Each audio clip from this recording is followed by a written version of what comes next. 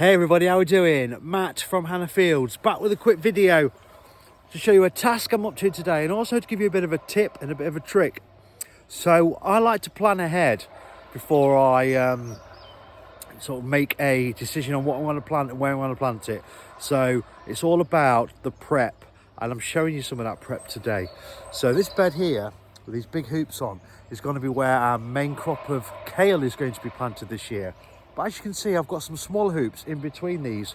So before the kale goes out, which will be sometime in May, I'm probably going to sow it mid-April, plant it out mid-May, third week in May, sometime like that.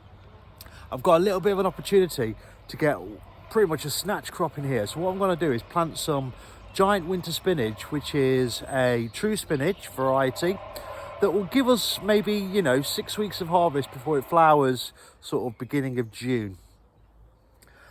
But in order to make sure that I can plant two crops in the same bed, I need to sort of work it out and do the prep. So what I've done is I've marked out with my dibber, and these are a good thing to have in the garden. A good old dibber. If you've not got one, I recommend making one, just an old handle from a spade or something. And I've dibbed out holes of where I'm going to be planting my kale when we get to that third week in May. So I've got a sketch on the ground of where things are going to go.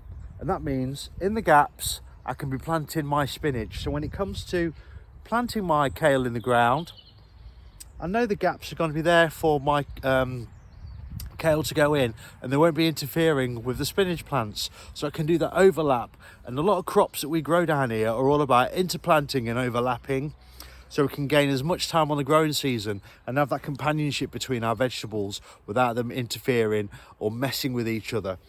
So just a little tip and trick. So if you've got space that doesn't need, or you haven't earmarked it for sort of crops going in it for a couple of months, there might be an opportunity there to get a little snatch crop. Things like spinach, things like radishes, things like even lettuce, or even Asian greens, where you can get a couple of months out of it before we get to that flowering time for some of these vegetables.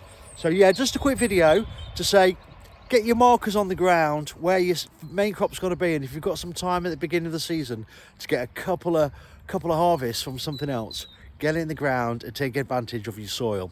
So just a little tip and trick. Hope you find this video useful. Lots of love. Take care.